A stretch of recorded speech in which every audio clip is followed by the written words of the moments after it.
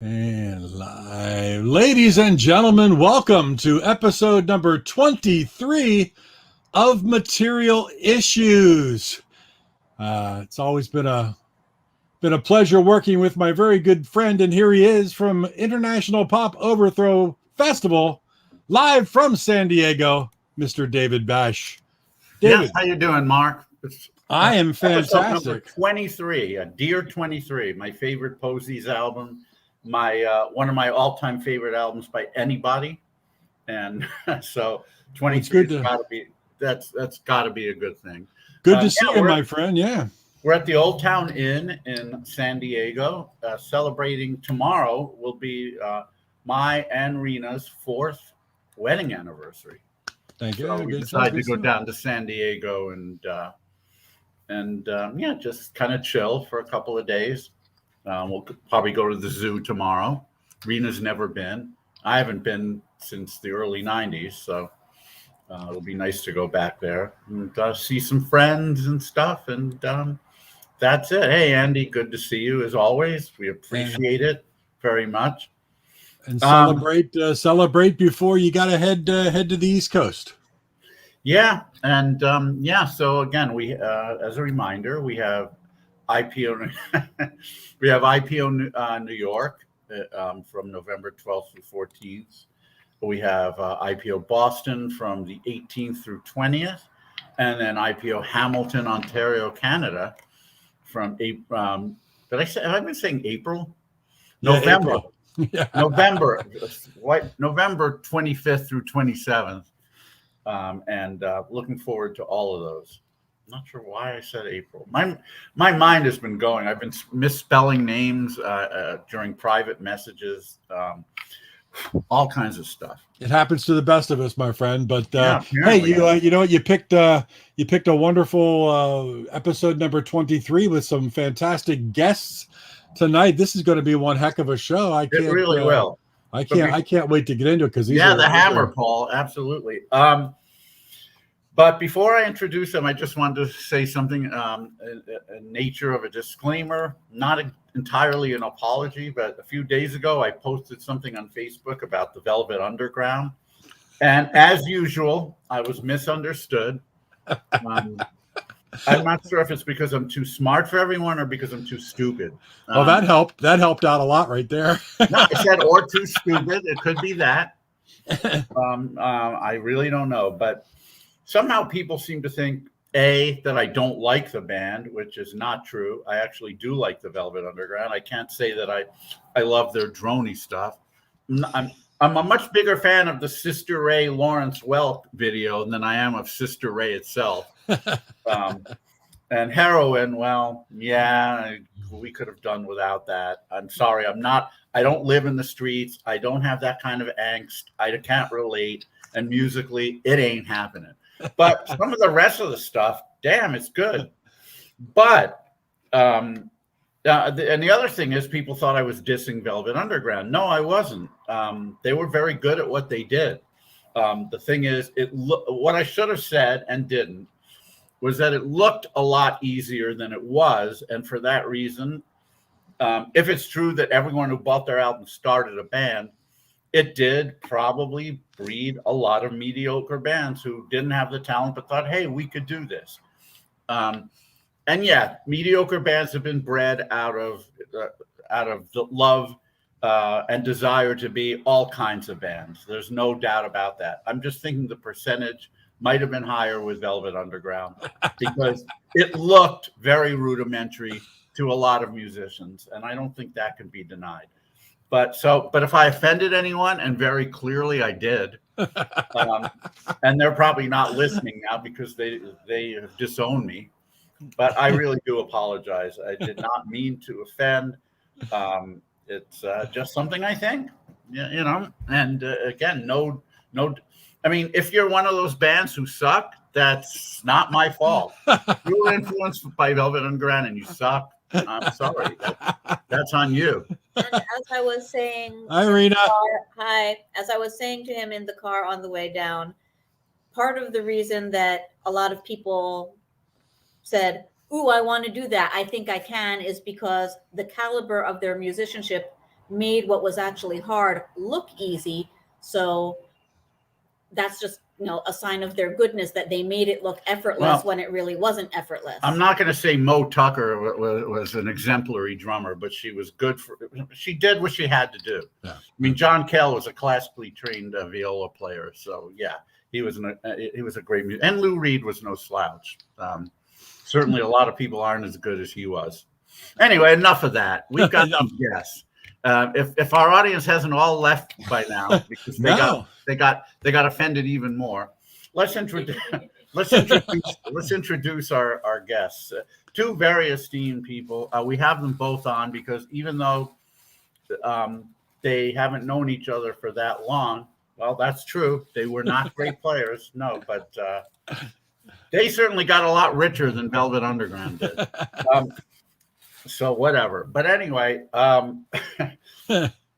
recently they've joined forces and they've co-edited two really great books on power pop, Go All the Way and Go Further. And I had the privilege of doing an essay for Go All the Way. Both books are groups of essays written by people who have some expertise or involvement with power pop. And it was definitely an honor to write for it. And they're both really good books. So that's what they've been doing together. But separately, they certainly have a long pedigree in this business. I'll just briefly say that Paul Myers in the 90s fronted a power pop band, a really good one called the Gravelberries. Yes, here's a CD, Bowl of Globes. It's pretty freaking hard to find right now. But I'm sure if you go on Discogs, you'll find it. This was I'll wait for the story when they're on, but it's a good one. And not about 10 years ago or so, along with John Moorman, he put out the Paul and John, which is just a beautiful CD or LP, depending upon your bent. So, and he's also written some great books, among them a biography of Todd Rundgren and a book on the Kids in the Hall, which is easily my favorite comedy troupe of all time. They put Saturday Night Live. They leave them in their wake. Seriously, they are great. And he wrote an excellent book on them. And then our other guest was the drummer, and still is occasionally, of one of the LA darling bands of the late 90s, early 2000s. They were called Czar. And boy, were they good. I mean, power pop, bubblegum, glam, rock and roll, supreme. And they put on a great show. And they put on a great show, certainly. And the band that he's drumming for now, the brother Steve, and this is their brand new CD called Dose, D-O-S-E. On Big Stir Records. On Big Stir Records. Thank you, honey. This is great also. Not quite as glammy as Czar, but certainly very melodic, and there's some glam elements, a little bubblegum, and some softer stuff on this album too, but very well done. Anyway, let's bring them on. Would you please give a huge Material Issues welcome to Paul Myers and Steve Coulter / SW Loudon. And there they are. Hi. SW Loudon, yes. Hi. Nice to see you, my friends. Thank you so much for being on, both of you. We're hey, sorry, I was checking my email during the introduction. Have you guys seen the Velvet Underground documentary yet? Yes, I have. Yes. That's just crushing your head. Hey, we've got a UK guy who loves Kids in the Hall. Good for you, Andy. Yeah. No, I've seen it, and that's what actually prompted me to make that post. Do we get to weigh in on the Velvet Underground here? It's a very good documentary. Certainly, no disrespect. You gotta love Jonathan. The author's name, but you gotta love Jonathan Richman, though, right? Well, it's great. I'm not a huge fan, especially in that documentary. I mean, he's the heart and soul of that documentary. Like every time he comes on, he'd be your way in, man. Like that. I think after you talk to JoJo, you'll understand the Velvets. I think. I really like the Velvet Underground. I just that was never my point to diss them at all. But anyway, we could talk about that forever, but let's not. You guys are way more interesting. I do want to put a disclaimer on to say that the opinions that you have expressed about the Velvet Underground, I am actually a huge fan. And if it wasn't for the Velvets, the Talking Heads would probably not be who they were. And so I have a huge respect for the Velvet Underground and Lou Reed solo as well, and John Cale solo as well. So I understand, Paris 1919. Yeah. Yeah. Fear is a man's best friend. I love it. But no, like I said, I like Velvet Underground quite a bit. And they certainly did spawn some amazing bands. Talking Heads, of course, being one of them. And REM was certainly influenced by them too. So, I mean, what can I say? There were a lot of great bands that would not have happened had they not. So, well, speaking of crappy bands that were influenced by the Velvet Underground, I was in a lot of them. And I was my college band. Actually, we would play these backyard parties in Santa Barbara, and they would be packed, right? And we would do our set, not because of us, because the beer was free. And we would do our set, and then we got in the habit of playing Sweet Jane at the end of the set, and we would keep playing until everybody left. Like we would just keep. Now, Loaded's a very good album. Okay, that's got some power pop on there. Yeah. Anyway, gentlemen, let's rewind. Anyway, I also want to during the introduction you were talking about something, and then you started referring to, you were talking about us, Steve and I, and then you started mentioning someone else who I forget what it was, but something came up on the screen and you were referring to it. So I think the introduction might have ended up sounding like Steve and I were in some super group or something. I can't remember what the context. It went by an hour ago, but it was very interesting because you react to the screen, David, and every time you react to the screen, I hope everyone sees that screen. Is that because I don't see it, but is everyone else seeing the screen? Because it's confusing to me. I was listening the comments, you mean? Yeah, you were talking. Oh yeah. You guys don't see the comments? No. Now I do. Okay. Yeah. Okay, I actually see where I mentioned the Hammer because you're mentioning Hamilton, Ontario, and I'm from Toronto, which is next door. Yes. And you didn't have international pop overthrows when I was in Toronto, so no. We started in Toronto in 2007 and did it there for 10 straight years. Then the venue we use, as they do, closed down, and I'd gone down to Hamilton to This Ain't Hollywood to see the Flamin' Groovies, and I thought this is an amazing place. And Dave Rave said, "Oh, I can get you in there." And I know you know Dave, so I know Dave, yeah. And he did, and we were there for 3 fine years, and now they got sold. So now we're in the Casbah for this year. I love Hamilton. It's a great city, so I'm really looking forward to it. I mean, I just love everywhere I've been in Canada. So, and Canada produced you, so there you go. Thank you so much. Thank you so much, and happy anniversary to you guys, by the way. Thank you very much, Paul. So, Steve and I are here. Let's talk. Well, yeah. I figure instead of starting at the beginning, let's start with what you guys are doing now. Let's talk a little bit about the books. What inspired you to do books on such a controversial topic as power pop? I'm gonna let Steve take this one. Yeah. Actually, Paul, I came in late. You and Tyson at Rare Bird Books had actually already had the concept, and I was lucky to join the party a little bit later. So I would love to know what the genesis from your perspective. Well, why don't I'll start it and then you can jump in because it is really collaborative now. When I first, so I had written a story for Tyson for a Rare Bird compilation about progressive rock called Yes Is the Answer. And I'd written a story about, actually it was a memoir about growing up in Toronto at the end of when punk rock was just about to come in and prog was still dominating FM radio in my hometown. So it's a very much a coming of age, very sweet spot thing where I'm listening to Genesis and the Sex Pistols in the same record collection, which is, if you know me, that's kind of who I am anyway. So I wrote this story about this personal memoir. And then I really liked the idea of an anthology, literary anthology, where it wasn't just strictly rock journalism or rock journalists, to be honest. It was people writing about, impressions of the music without it being strictly always reviews of bands or records, and just kind of the, Beth Lissick had written about being a Rush fan and being a female Rush fan, which was apparently a thing that was unheard of, which it seems crazy now to think that because I know so many women who are into prog and everything. But so she wrote about that experience. So it wasn't strictly about Rush, you know what I mean? And anyway, cut to, I said, well, I'm always talking about power pop, and I'm, all my bands have been unashamedly claiming the term. Not all, not every song I do is power pop, but I definitely, I know.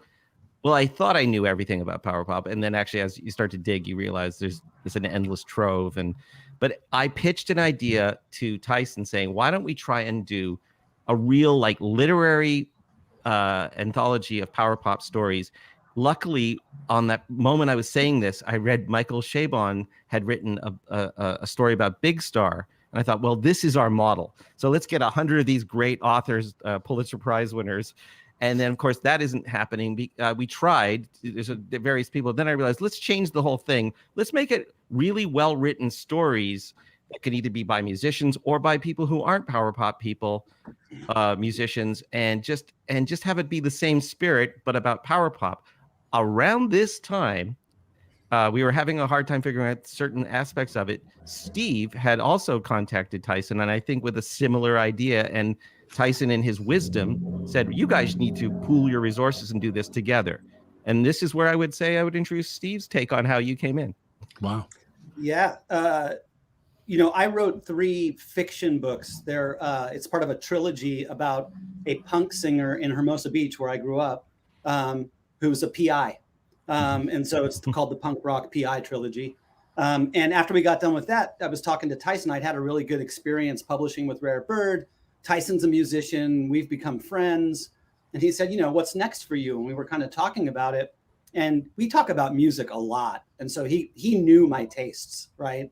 And as we talked more and more about it, and I started expressing interest in potentially doing some more nonfiction music writing to tap back into my journalism degree from a long time ago, he was like, I've got this project that's on the back burner that I think you'd actually be perfect for. And he put Paul and I together. And at least from my perspective, the moment we connected and started talking about it, not only just the music, but the kinds of people we'd want to approach and kind of how we envisioned the book unfolding and the kinds of narratives and stories that would come out of that, we were just kind of off to the races. And it's ended up, from my perspective, being a really beautiful partnership. So it really was a click right from the go. You guys, the personalities just meshed, and you knew that this was going to be something that's going to work, because you don't live next to each other that close, are you? Or no, not at all. It's got to be a phone and email, a whatnot type of thing. And we were Zooming before it was cool. Yeah, there you go. Paul and I have never been in the same room, I don't believe. Yeah. Wow. Oh wow! I think that might change very soon. I'm planning to come to Los Angeles soon. I hope you're around. But look behind you, Paul. I'm actually in your house. And surprise! From my point of view, too, what was cool is around the time that we started to gain steam for Go All the Way, which became the name of the first edition. I was also trying to pull off doing another whole book. So having Steve around to bounce off, and also to maybe do like at least half of the stuff, and then there's a whole other story about the second book ended up being more. I think Steve did more on the second book than I did, which I think that's pretty obvious. But what was great is because we kind of created this thing together, I didn't have to do all the heavy lifting, and certainly on the second one, much less of the heavy lifting, which I thought, that's something new to me, because I usually think I got this idea, I want to do it, I'm going to take it in, can't share it with anyone. And the collaborative nature of this thing, and Tyson too being part of the team, it really helped us. Yeah. When you guys said the collaborative nature, one of my favorite fiction authors, Preston and Child, they live on opposite ends of the states, and they write fiction novels by throwing ideas back and forth to each other. When you're talking about that book and the things that you wrote in there, did you pass the ideas through each other, or paragraphs, or like chapters or something, and say, what do you think of this? And then you edited a bit each other, or Steve, take this. Yeah. It's a great question. I'm pretty organizational when it comes to projects like this. So I think we jumped on a Google Doc kind of right away, and just started putting ideas out about like, kind of, here's a few people I think I could approach, and here's a few people maybe you could approach. And then the bigger, most important bucket was sort of the wish list. Here are the bands and or topics we would like to have covered. And then here's a list of the kinds of authors we want to get. And we then jumped on some Zooms, we jumped on some phone calls. Tyson was certainly part of that conversation, but then we kind of went our own separate ways and had our hit list and went out and approached authors and said, hey, would you be interested in being in this first book or the second book? And I had to go look at the table of contents for both of these again, just to make sure I didn't forget anybody. I'm kind of constantly blown away by how many different perspectives we managed to get, right? And that's not us bragging as a writer. That's just sort of project management. But it's like, oh my God, great minds think alike. I did the same. Did you print it straight off the PDF? I did too. But like, you know, because we're dealing with so many stories here, right? We're dealing with so many authors and stories that each one of them has a whole email chain connected to them. Right. My band Czar had toured with the Marvelous Three, and so I understood Butch Walker and that he has a power pop background, and like threw that out to Paul. He's like, "That's great." And when he brought in Allison Anders, I was blown away by her Nick Lowe and Pub Rock essay. Right. That was just such a wild card to have filmmaker Allison Anders, who made one of my favorite music biopics, by the way, "Grace of My Heart," which is the sort of fictionalized version of a lot of stories to do with Carole King and the Beach Boys. Right. Paul, have you seen her staring at the sun? No. It's a pretty dark movie. Surprised they haven't actually, but it's a pretty dark movie about a woman who is haunted by a sexual assault from the past. But as a backdrop, I can't remember the actress's name, but Don Cheadle is one of the actors, and they're together and they're talking about this rare record, and it turns out to be the Left Bank's first album. Oh, cool. Well, there you go. See, it's amazing how that album got all this play in this movie. Music informs her stuff. Music informs her stuff, and a lot of the people. I mean, obviously, Michael Chabon was a great template for the first book because, you know, this is an author who, if you follow him on Twitter, Michael right now even is talking about, first albums, great second albums, and he loves to throw around those topics. But then at the other times, we got like some strange things because of my long association. I'm sure you all know Ken Sharp. Ken Sharp, to me, was one of the first people to write about power pop, and there are several that I consider the first people to write about it. But Ken's also a great artist in his own right. But Ken had also interviewed Paul Stanley, who was the hugest Raspberries fan. So he managed to somehow get us Paul Stanley in there by way of, as told to Ken Sharp, talking about the Raspberries. So I never would have guessed that. You know, I mean, that was, and Ken and he also brought in a Tom Petty story about Jeff Lynne, which was like, who knew that I knew that Tom Petty knew Jeff Lynne, but the appreciation for Jeff Lynne, who was adjacent to power pop, it kind of fit, you know? Yeah. It's amazing how one of the things I love about the both books is just the disparate approaches that and authors that you guys chose. You could have just chosen power pop experts, and that would have been enough for one book. Thankfully, you spread it around. I love the different perspectives, I mean, there are some people who loved one band who weren't necessarily into power pop as a genre, and then there were other people whose life seems to depend upon it. So I loved that you did that. Yeah, David, I mean, that was why it was so important for us to have people like yourself and Justin Fielding, who's making the power pop movie, obviously John Borak, getting Ira Robbins, getting Jordan Oakes, right? But then, I tapped one of my favorite writers, Heather Havrilesky, who is a close friend and also one of the most hilarious people I've ever met. And she was just passionate and had this coming of age story about Blondie. And it fit the collection, but not in sort of a historical perspective. Let's write about the history of power pop and show all my arcane knowledge about power pop. She was just talking about being a 12-year-old girl and experiencing Blondie as a 12-year-old girl. And there's something beautiful about that. I think that's echoed in Mary Donnelly's essay about shoes, which is personally one of my favorites in these two collections, because I haven't met a lot of people who were teenage diehard fans of power pop bands and have remained so. They were idols to her. And that perspective, I think, brings an incredible amount of value as we surround the topic of power pop from all these different perspectives. Yes. If I may, in that spirit of what Steve just said, I was so impressed that Dave Holmes, who's been on VH1 and MTV, but he's also he writes for various Atlantic type magazines, And he is I mean, describing him as a gay man for the context of this. As a gay man, he was really interested in Tommy Keane's music, and he loves power pop and knows everything. So he wrote about the importance of Tommy Keane to him. And this piece came out, sadly, after Tommy died, but it was such a great piece that I thought it had to be part of our collection, because that's something else we do have. We strove to get, like, not just like Steve and I are both white guys. So, and we both wanted to get like as many kinds of voices as possible. We have Annie Zaleski, who's one of my favorite writers, writing about jellyfish, and like I could have written a jellyfish piece, but Annie wrote an amazing jellyfish piece. So that felt really good to get that kind of diversity is the word, I guess, is what I'm looking for. Yeah. Like different voices, different voices and different angles. Have you read Annie's 33 1/3 book on Rio? It is like definitely one of the best in the series.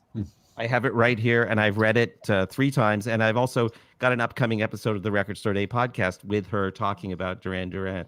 So yeah, I'm on it, man. It made me reappreciate. I always liked them, but there was always a weird sort of aftertaste about how popular they were at the time, and I was a snob or something. But when I started to realize, oh my God, they are one of the great bands of rock, and talk about a band with just incredible pedigree. Everything that they do, they're inspired by all the right people, and they're really good at making records. And anyway, Annie wrote that book on Rio. It's a 33 1/3, and she wrote about jellyfish for us, and that's, by the way, what makes Annie one of my favorite writers. But nice. But anyway, so that's to answer your question about, that's the kind of conversations we have too. We bring stuff in and say, guys, and thinking about getting this story here.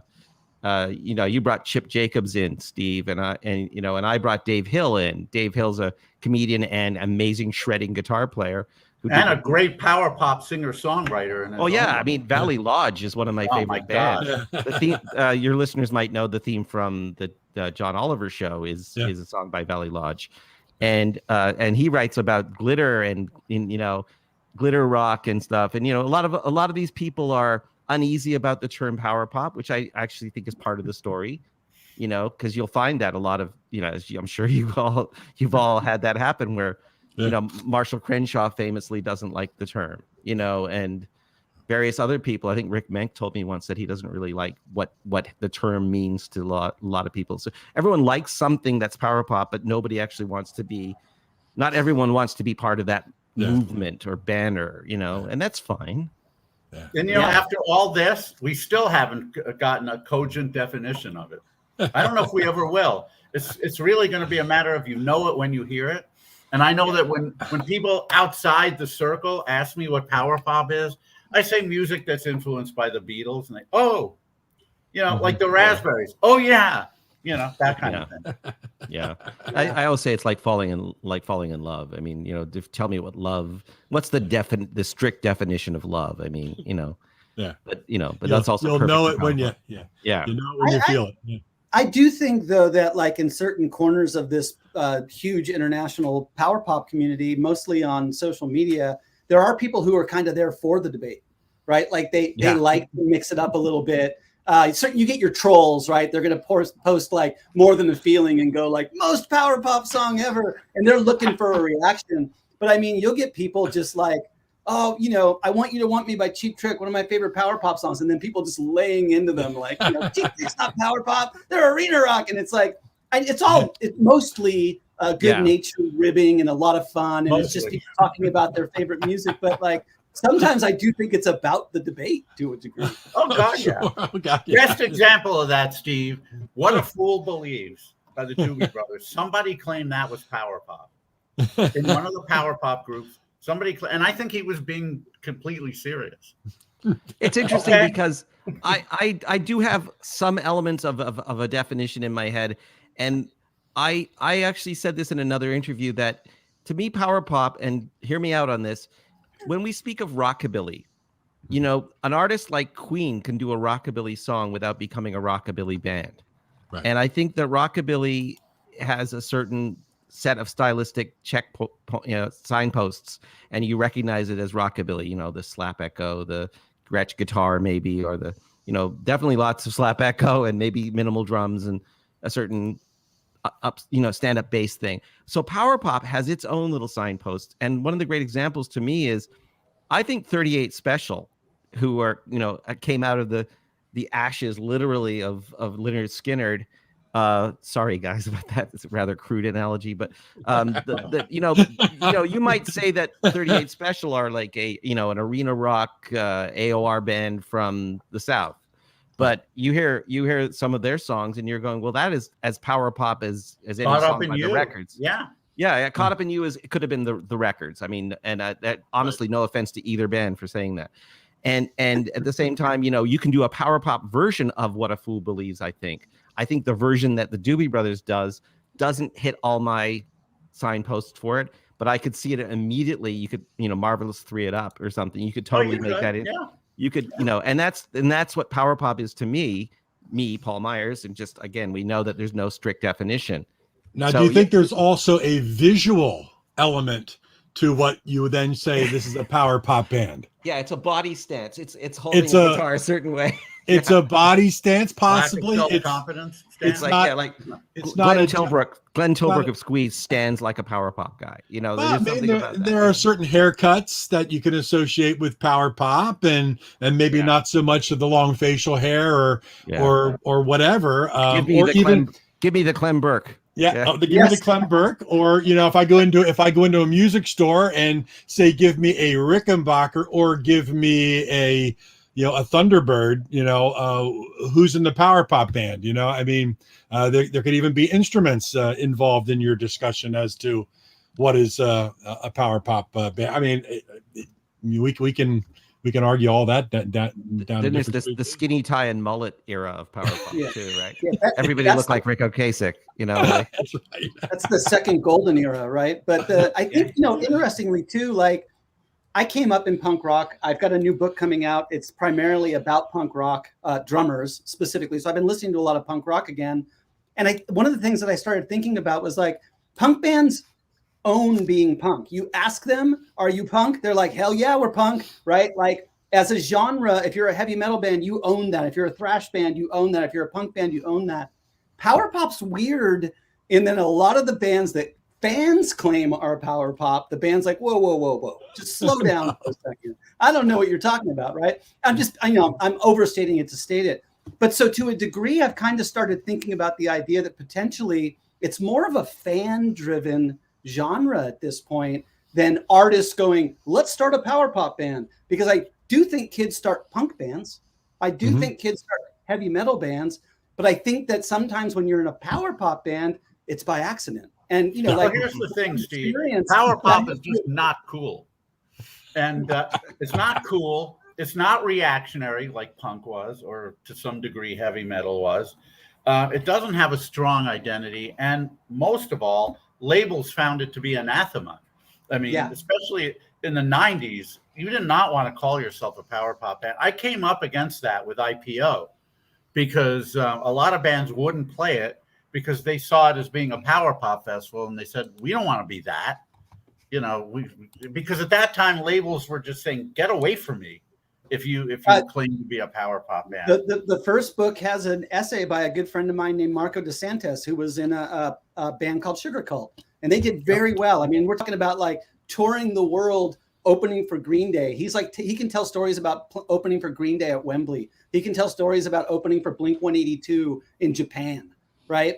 When they first started in Santa Barbara, they literally wore white shirts, had skinny black ties, and had shag haircuts. And people were like, power pop. And they're like, no, we're not. And they kind of like ran the other way from it because they were trying to get a record deal, right? Yeah. They were like, that's the kiss of death. I at least want to have a chance to have a career. That's what this essay is about. And I always found that perspective really interesting. That's true. Sadly. Real quick question for both of you, because we don't like to get out, like spend forever on it. But at what point in your young lives did playing music come in? And then at what point did writing really start to make an impact that you thought, I can do this as well? Paul, what mind if I'll lead on this.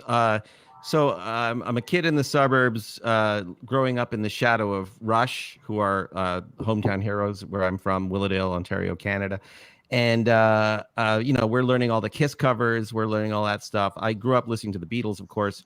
But then when I was coming of age, it was, Bachman Turner Overdrive, Kiss, Rush, David Bowie, and we even played We're an American Band, and we changed the title to We're a Canadian Band, which is nice. kind of cute, really. So I'm playing in that band, and then quickly realized that I should write songs for this. Like, there was another guy in the band named Dave, and he wrote a lot of songs, and he wrote most of the songs. And then I remember I was going to be the George Harrison in my own band. I was going to be the guy who wrote, or the Colin Moulding, if you will. I was going to be the guy who wrote maybe 2 songs out of 10. And then that grew to the point where when that band broke up, my next band was a collaborative with 3 other people who had also recently discovered Talking Heads, and we were kind of a new wave band. And again, the term new wave was another one that nobody wanted to claim. Yeah, right. You're right. Oh, it looks like Paul has frozen for a bit. Well, then so SW. Yeah, you were going to chime in anyway. I'm 8 years younger than my 2 older brothers, and they were total metalers and classic rock dudes. And one was a guitar player and one was a bass player, and they had a band. And when I was a teenager, I used to occasionally go roadie for them and on the Sunset Strip at places like Gazzari's and the Troubadour or Dancing Waters in San Pedro. So I had this perspective on like hair metal.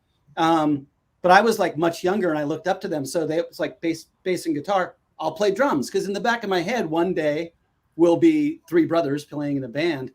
But like, that was when I was about 12, and it was right the moment that somebody played the Dead Kennedys for me.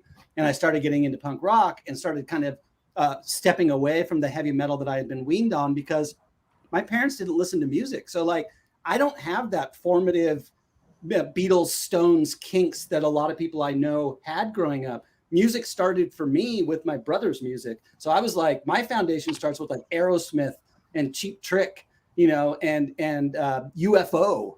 And bands like that. And so when I discovered punk rock, it was, and in particular, when I discovered the Velvet Underground, I knew I could start my own band. But I got a drum set, and that's what we do, man. We rim shot. It's a Mo Tucker rim shot. Immediately, I got a drum set, and because it was punk rock, I was like, let's start a band. So we immediately started a band before any of us knew how to play. And that was sort of like, I was off and running. And even to this day, even though it's not true that the kind of bands I play in are strictly punk rock, I always think of myself as playing punk rock in a pop band or in a rock band. So that's where my identity kind of formed. Cool. You were lucky, Steve. I didn't have any older siblings, and my parents did not like rock and roll at all. So I had to learn everything on my own. Paul, were you the oldest? I forgot. You talking to me? Yeah. By the way, I crashed out earlier there. I hope you guys didn't mind. I hope it didn't make a really horrible sound. No, we transitioned right over to SW. I'm the middle kid, and I have an older brother, Mike, and a younger brother, Mike, and an older brher, Peter. And Peter was the guy who brought home all the cool records. Peter brought home Elvis Costello, Talking Heads, Led Zeppelin.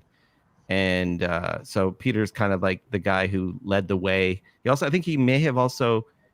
may have discovered XTC on my own. We had a great station called CFNY in Toronto that was, they played everything from Britain and New York and some Los Angeles, as well as local music. So they were really good at like Canada, yeah. So they were great at a great vehicle for a lot of Toronto bands that I knew to sort of not only hear the greatest stuff out of Britain, but also to, are we still frozen, by the way? No, you're good. Okay, my picture froze for a second. Now I don't trust the technology at all. So anyway, so that's what happened there. Yeah, and we actually, the 3 brothers did actually help inform each other. So I was really lucky to grow up in a built-in social group there. So that was kind of neat.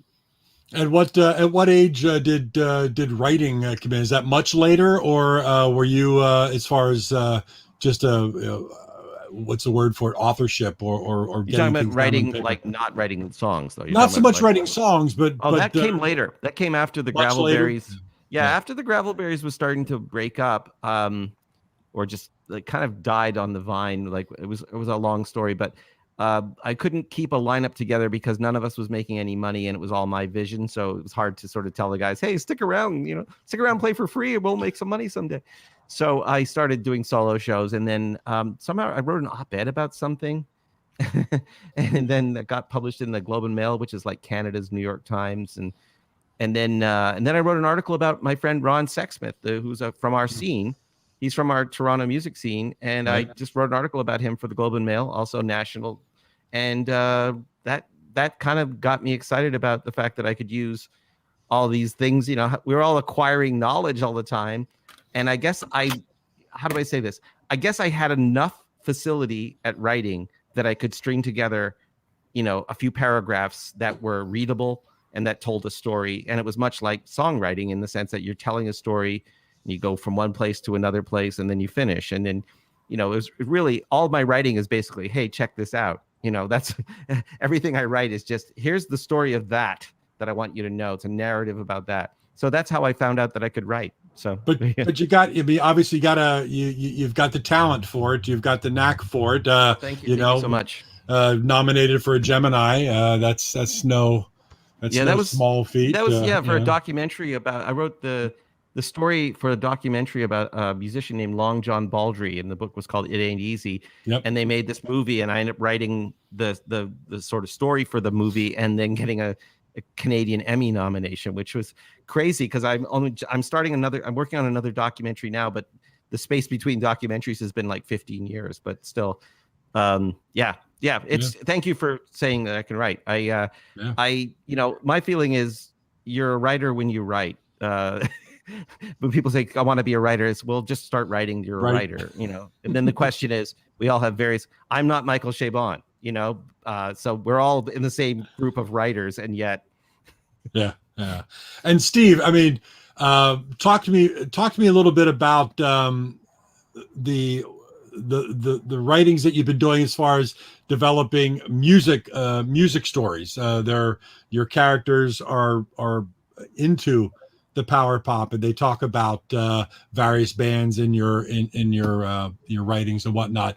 How did you get into like these kind of stories? And my daughter, who is a burgeoning writer herself, has all these ideas about writing that type of a thing where it's kind of music based with a heroine type of a thing. And how did you get down that road?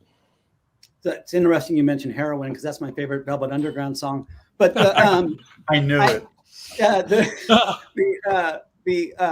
Listen, when you're a teenager and you're like 15 or 16 years old and you're discovering yourself and you're going on all these adventures, my mind was blown simultaneously. I joined my first real band in high school. They introduced me to a lot of new cool music that I wasn't aware of. This is how I found out about Big Star. No joke. This is how I found out about the Velvet Underground. This is how I got this education in the kind of music that I ended up gravitating towards was through this band. And at the same time, they were all readers. And I did not come from a group of friends who ever talked about books, right? That was something that was foisted on you in school, and you only pretended to care about to get a C, right? So they started giving me books, and they started giving me records. And so my mind was just simultaneously blown. And then my perspective on my personality and sort of what my passions were became fused, right? So the first thing I wrote an article about a local punk band when I was 15 for a Xeroxed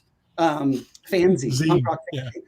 And it ended up getting picked up by Flipside, which was one of the biggest West Coast punk rock fanzines, right? And so I was on that path from the get-go. So when it's years later, I've gotten a journalism degree, I've had some degree of a career in music, I always knew I was going to get back to writing. And I wrote the punk rock PI trilogy because I love crime fiction. And I grew up in the South Bay, the one in Southern California, in the Hermosa Beach area. Black Flag was a local band. The Descendants went to my high school, so I just set it in that world and kind of talked about people I know, but it's just super infused with music because the two things have always gone hand in hand. Then the more recently, the power pop heist series that I've been writing, which are shorter novellas, really, when I started working with Paul and I was doing all the research and all the diligence around these essay collections, I wrote a couple of books about a couple of brothers who were in a failed power pop band from Tulsa. And they do on heists at night, and they steal rare power pop artifacts, right? So it's like whatever catches my attention, I just write. And the titles caught my eye right away. That'll Be the Day. Good Girls Don't. I mean, that's just those are great titles for your their own ebooks, right? No, it's print on demand. So those print ones on are demand? like, they're like 20,000 to 25,000 words, so that they're a really odd length. And also, like, I wrote crime fiction, but wait, it's about power pop. It's nothing a publisher wants to hear, so I just decided to publish them myself. Yeah. That's awesome. I wanted to do get love in, that, by the way. Yeah. While we have time for sure. Paul, you mentioned your bandmate in the Gravelberries, Dave, so that'll be a segue. That's right. Into the Kids in the Hall book, which, they're, like I said, they're my favorite comedy troupe. There are a lot of people.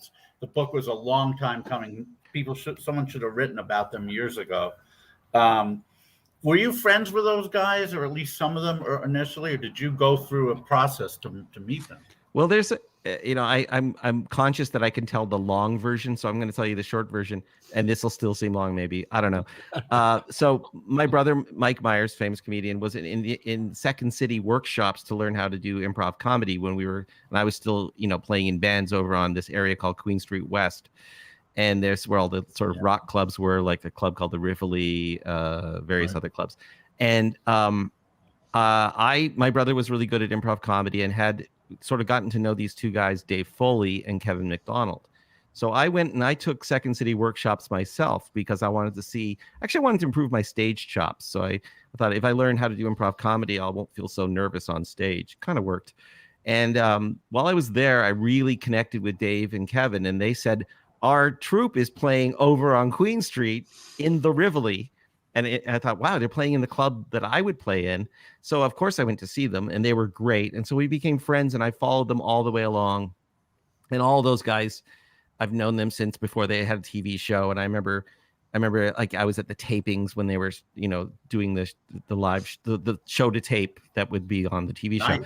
And all the way along, of course, I hadn't written anything in those days. So then I did a few other books. I wrote a book about my friends, the Bare Naked Ladies, who asked me to write basically their authorized autobiography. Well, their autobiography. I wrote it, and but it got published in like 2 countries, and I was like, wow. So I'm learning how to do this now. Then I did the book on Todd Rundgren, and then I finally just said, you know what? I think it's time. I think I now know how to do the thing to do the Kids in the Hall justice. So I went to them again it started around 2016, and I said, let's do this for real. And they took a while. They take a long time to do anything. They have 5-way conference calls and sometimes 6-way. And eventually they said they would do it, and that got me the green light to go to a publisher. And we got a deal, and I started working on the book, which came out let's say a couple of years ago now, maybe 3 years ago. And it, that was such a great experience all the way around, because for me, it was a little bit of my journey too, because I could talk about the Toronto I grew up in. And I find that the best writing for me is when I bring myself to the story, but don't put myself in it, Mm-hmm. So like I can experience something and I try to put myself in it at the first draft, and then I take as much of me out as I can, because I don't want it to become memoir, which I will someday. I hope to write a memoir, because there's all these great side stories that I keep cutting out. But anyway, so that's what happened there. And then it did really well. Like it sold in the United States. And they came out with me to do shows where we were talking about the book, and now they're doing a TV series for Amazon. And I'm working on another project about the Kids in the Hall that should be out next year also. So wow. So it's been a kind of a long-term thing. And and we'll have an announcement about that soon too. But anyway, so that was kind of neat. Like, as you see, there's all these like different things that like happen. Comedy and music are huge in my family, obviously. Mm-hmm. And Mike's as interested in Mike. I remember Mike was the first person in my family to hear The Law's There She Goes, and he was like telling me about this record. And inversely, I will show him something, and we're my brother Peter also does that. Peter listens to BBC music more than I do, and he's always telling me cool stuff that hasn't happened in America yet. So that's kind of neat, you know. So we still have this in our grown-up years. So yeah. Anyway, didn't you say, Paul? Didn't you? It's kind of like in the Marx Brothers. You when they used to talk to Groucho or Harpo, or one of them, they'd all say that Gummo was the funniest, even though nobody ever got to see him. Is it true that Peter's the funniest of the three of you? Are you saying that Peter's the Gummo? Yeah, Peter's the Gummo. It's a long way around. Yeah, Peter is Gummo. I thought one of you in an interview said that. Peter might be Harpo, which and I say this in that Peter's a much quieter person, but the most subversively funny of the three of us, definitely. Yeah, and he knows he is. You know, and he's so quiet he probably won't even claim that. Nobody I would love to be Groucho. What's that, Steve? You mentioned the Rivoli. I just wanted to chime in with we were honored to do IPO there for the first 5 years in Toronto, and after one of the shows, I come out and who's there but Dave Foley with a very beautiful woman, and we had met about 10 years earlier in LA and got to know each other. He ended up actually doing a charity show, emceeing a charity show we did at IPO. So he was about half in the bag, but he remembered me and was in a really good mood. Dave is a beautiful woman, by the way. If you've ever seen him play. By the way, about Dave and Kevin are huge pop fans, and we're all like friends with Sloan and that sort of thing, and we're all and like they were, and how do I say it? I always feel weird when I'm going to say that they said nice things about the Gravelberries, but it always touches me when they mention it to people like strangers in California or something. They'll say like, you know, Paul was in a band called the Gravelberries that we all liked, and like, and it's because I always just think of them as being the guys, and it's always nice to, you know. And then this helped when I wrote the book too. I sort of felt like we're all mutual respect, and it's okay, and everything's good. But yeah, Dave's a big power pop fan, and also just a big music fan, and so is Kevin. So, well, and speaking of music, Steve, the brothers Steve, let's talk about that disc a little bit. How does that come about? That's been on play for me constantly. Oh, well, I'm glad you like it. Thank you for saying such nice things about it. I mean, really good CD. Yeah, album. Oh, thanks. Yeah, I mean, look, unfortunately, you have the drummer on your show today, so my perspective is going to be a little skewed. We had the singer. It's okay. We had the singer. Now we've got the drummer. Yeah. Look, obviously, Jeff and I were in Czar together. We had played music prior to being in Czar. Jeff Solomon, the bass player from Czar, is also in this band. So 3/4 of Czar is in the Brothers Steve. And we've got a long musical history together. And we're all really close friends, as are Dylan and Oz, who round out the lineup of the Brothers Steve. So really, like, the way I try to explain it to people is like, a lot of people I know will go golfing with their buddies or go like wine tasting. Like, we hang out and play music and make records, right? It's like it's my buddies. And there's a shorthand there, and there's a lot of shared influences and a lot of similar tastes in music. So it doesn't take a lot of work to get that done, you know? Somebody's Wonder Where You Are Tonight, the Gravelberries track that you see on screen right now, is a classic. Yeah, and should be comped. I mean, I hope one day somebody puts out a comp that has that song on there. Or has it happened yet? While we're mentioning the Gravelberries, I do want to say that I'm pretty sure he's watching this. Bruce Brodeen was one of the great champions of the Gravelberries, and also one of the champions of the genre, like long before the subgenre or whatever. And Bruce Brodeen distributed in America the Gravelberries CD, like just from his mail order, you know, and the predates, like when the internet was still kind of like rusty. Probably where I got it, actually. Yeah. I think it might have even been a physical catalog. But you reminded me of that. Steve, you have a new book though, don't you, Steve? I feel like we're talking about the Gravelberries, but we should be talking about, you got a whole new book coming out. Oh yeah. What new book? Let's go. Let's talk. Yeah, well, we just announced a book that's coming out in February. It's another essay collection, and it's called Forbidden Beat: Perspectives on Punk Drumming. And I have 28 punk musicians, writers, punk drummers, all talking about their perspective on punk drumming, because obviously it's near and dear to me, but there's never been a book that I'm aware of that specifically talked about punk drumming. And if you're into punk rock, like without a solid punk rock drummer, you don't have a good punk rock band. They're like the engine.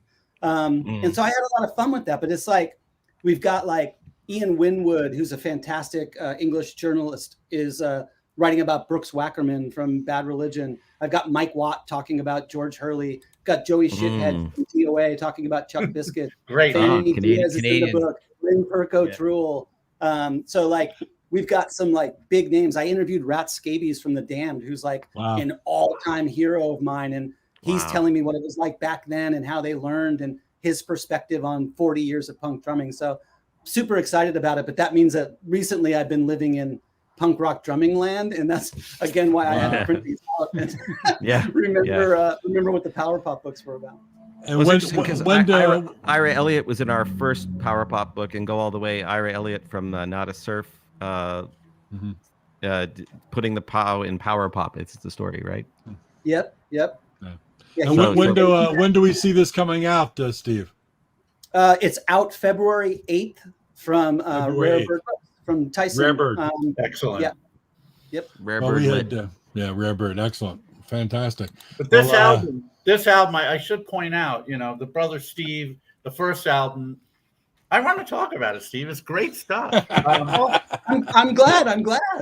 The first album was pure glam, bubblegum, just, power pop goodness. And this album has some of that stuff on it, but there's a certain, as I wrote in my review, there's a certain maturity here that, not to say the first album was immature, but there's a certain genteel quality on some of the songs. And a song like Mrs. Rosenbaum, for example, that's like getting into the soft pop arena. What made you guys decide to expand the horizons? I'm glad you did. Yeah, I'm glad you keyed into that. We were kind of aware while we were making it that like it wasn't going to be the same exact band again. Like we couldn't release the same sort of garage rock fueled album 2 times in a row. And, our interests were all over the place. But the main thing that happened was the first record was very focused on Jeff Whalen's songwriting from a specific era. This time, Oz was a lot more involved in the songwriting and co-writing with Jeff. And the two of them together brought some very different influences and some different sounds. And it's like that combination of 2 really strong songwriters pushing each other to do something and expanding what they're doing is where we ended up with this. And I'll say the reason I think they write the way they do, and I'm a fan of theirs, I just happen to also be their drummer, right? Is I think that they think about singing and harmonies and melodies first. And so you hear a lot of layered vocals, and they wrote songs that allowed them to do that, which is a particular strength of Oz, Jeff, and Dylan when they sing together. Right. Yeah. Well, we hope people go out and buy this. And if you don't have the 2 books, go all the way and go further. You certainly, there they are. I mean, if you're a power pop fan and you don't have these books, you're really missing out. There it is. Go all the way, go further. I'm sure it's all the Amazon, all the places you can definitely grab that. So, Brother Steve is on Big Stir Records. I can't recommend this. Everything we're talking about tonight high enough. I mean, if you're a power pop fan, I love it. And I just want to get one thing in there before we part. Kiss is not power pop. What? They are not power pop. But on some songs, they might be. Not with Paul Stanley or Gene Simmons singing. It's like you mentioned. If a power pop band did What a Fool Believes, they could make it a power pop song. Absolutely. With Michael McDonald singing it and all those Twinkie keyboards, no. But Paul and Steve or Paul and Gene are way too lascivious. It's just not. It doesn't work. Yeah, I think that's the same. Not a power pop band. I think it's the same argument. It's like when you think about lyrically, the intent of power pop seems to be holding hands and kissing and longing for that next step, whatever that's going to be. Yeah. But things like Kiss, I mean, they're already with the stripper by the time they introduce themselves. And so it's not, you don't have that holding your hand phase. Pop rock in the truest sense of the word. They have Bad Company beat. So now my mind is going to, now I think I want to do a metal album, an album of metal covers of power pop songs. So, there you go. Yes.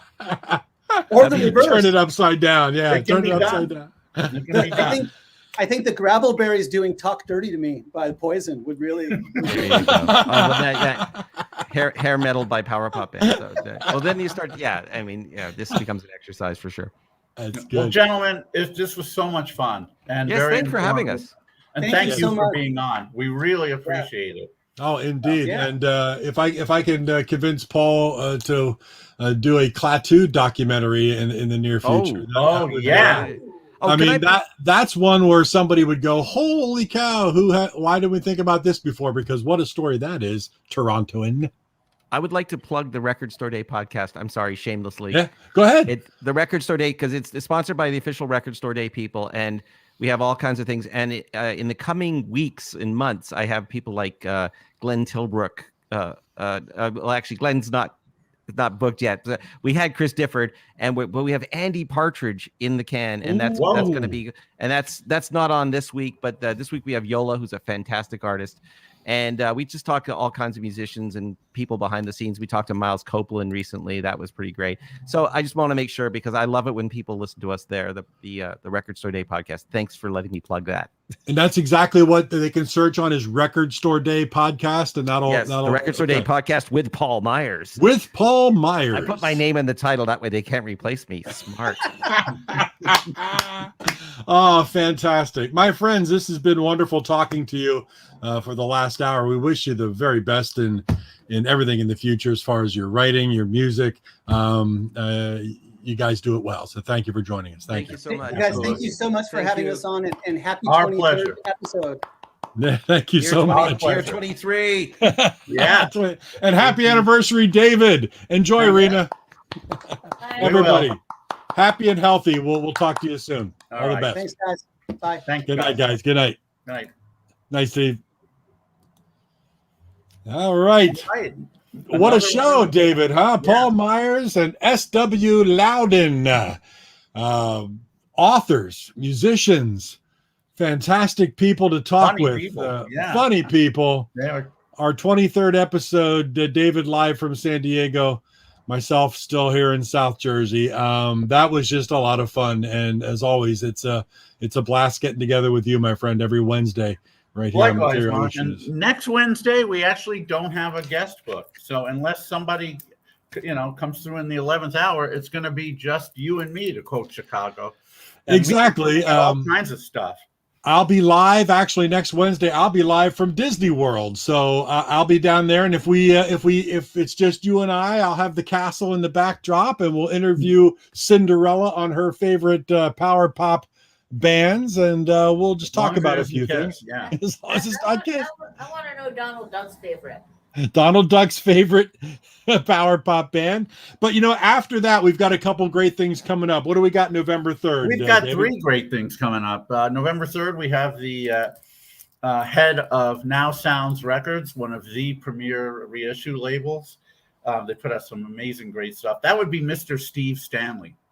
And he's certainly a multi-talented guy, graphic artist, tremendous musician and vocalist, songwriter. So we'll be talking to him about all that stuff. And then November 10th, we have the irrepressible, and of course, precocious, and adjectives that haven't even been invented yet, Mr. Robbie Wrist. That'll be good. And that's when we end up losing our license and go to whatever. Good thing you're not on FCC jail. FCC jail. You lose your license for sure on that one. It's all good. And then on the 17th, we have certainly one of your favorites. Yep, Mr. George Boyder of the Head Boys.